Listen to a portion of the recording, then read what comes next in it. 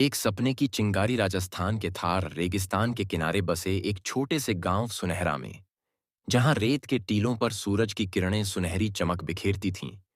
वहां रहता था एक युवक जिसका नाम था रवि। रवि का सपना था कि वह अपने गांव को पानी की कमी से मुक्त करे और हर घर में हरी भरी बगिया लाए। लेकिन सुनहरा गांव में पानी की एक एक बूंद कीमती थी। गांव वाले पानी के लिए मीलों चलते और रवि के सपने को सुनकर हंसते। रवि, तू पागल है, वे कहते ही ये पे। यह रेगिस्तान है, यहां हरियाली सिर्फ सपनों में होती है। रवि के पिता भैरूलाल एक सख्त मिजाज के किसान थे। उनके लिए रवि का सपना समय की बर्बादी था। खेती कर, गांव की रीत निभा, वे ताने मारते। रवि की मां क्ष्मिका कायकी चुपके चुपके उसका हौसला बढ़ाती। वह रात को रवि को पुराने अखबार और किताबें लाकर देती, जिनमें पानी बचाने और खेती के नए तरीकों की बातें होती थीं। रवि मिट्टी के दिए की रोशनी में रात रात भर पड़ता और रेत में छोटे छोटे मॉडल बनाकर पानी रोकने के तरीके आजमाता। लेकिन जब रवि 17 साल का हुआ तो गांव में सूखा पड़ गया। कुएं सूख गए, खेत बंजर हो गए।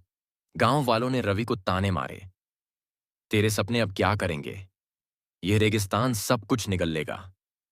रवि का दिल टूटा, लेकिन उसने हार नहीं मानी। उसने ठान लिया कि वह अपने गांव को रेगिस्तान की मार से बचाए। रेत का सामना एक रात, जब गांव सो रहा था, रवि ने अपने छोटे से झोले में कुछ कपड़े, एक पानी की बोतल और अपनी पुरानी डायरी डाली, जिसमें उसने अपने आइडियाज लिखे थे। वह गांव छोड़कर पास के शहर जोधपुर चला गया। जोधपुर की रंग बिरंगी गलियों और हलचल ने रवि को चौंका दिया। उसके पास न पैसे थे न कोई जान पहचान। पहले कुछ दिन उसने मजदूरी की, निर्माण स्थलों पर ईंटें ढोईं, चाय की दुकानों पर बर्तन साफ किए। रात को वह फुटपाथ पर सोता, लेकिन हर रात अपनी डायरी खोलकर अपने सपने को याद करता। एक दिन रवि को एक बगीचे में माली की नौकरी मिली। वहां का मालिक गोपाल काका एक बुजुर्ग और दयालु व्यक्ति थे। उन्होंने रवि की मेहनत और उसकी आंखों में चमक देखी। रवि ने गोपाल काका को अपने आइडियाज बताए, रेगिस्तान में पानी बचाने के लिए छोटे छोटे तालाब और ड्रिप इरिगेशन की तकनीक।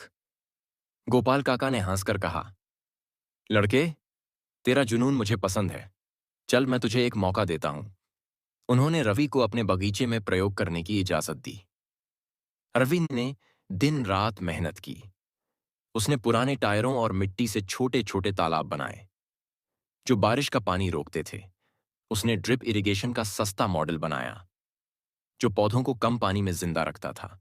गोपाल काका ने रवि के काम को देखकर उसे एक स्थानीय कृषि मेला में हिस्सा लेने के लिए प्रोत्साहित किया।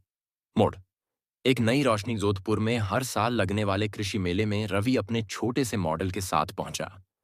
मेला बड़ों बड़े किसानों और वैज्ञानिकों से भरा था। रवि का स्टॉल सादा था, कुछ मिट्टी के मॉडल, पुराने टायर और उसकी डायरी। लोग हंसते हुए निकल जाते, यह गांव का लड़का क्या करेगा। लेकिन जब रवि ने अपना मॉडल दिखाया और बताया कि कैसे वह रेगिस्तान में पानी बचा सकता है, तो एक वैज्ञानिक, डॉक्टर सूरज मेहता, रुक गए। रवि ने जोश के साथ कहा, साहब, मेरा गांव पानी के लिए तरस रहा है। ये तालाब और ड्रिप सिस्टम हर घर में हरियाली ला सकते हैं। डॉक्टर साहब, मेहता ने उसका मॉडल देखा और उसकी सादगी से प्रभावित हुए। उन्होंने रवि को एक राष्ट्रीय पर्यावरण प्रतियोगिता में हिस्सा लेने का मौका दिया।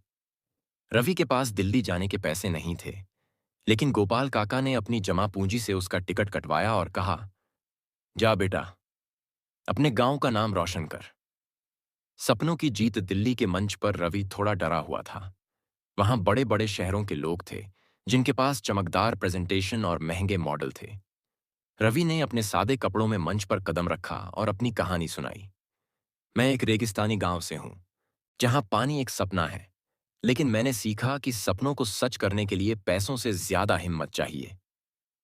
उसने अपने मॉडल को दिखाया और बताया कि कैसे कम लागत में रेगिस्तान में खेती और हरियाली लाई जा सकती है। जजों ने उसकी मेहनत और जुनून को देखा और उसे पहला पुरस्कार दिया। पुरस्कार के साथ उसे एक छोटा सा फंड भी मिला, जिससे रवि ने अपने गांव में वापस लौटकर एक हरित सुनहरा प्रोजेक्ट शुरू किया।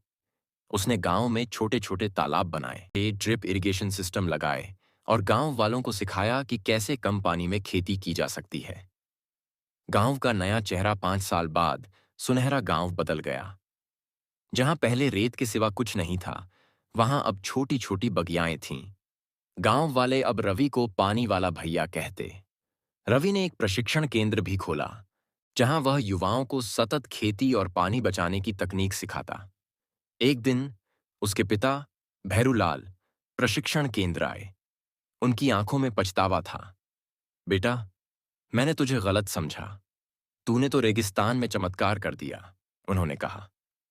रवि ने मुस्कुराकर जवाब दिया, पिताजी, यह चमत्कार नहीं, मेहनत और विश्वास है।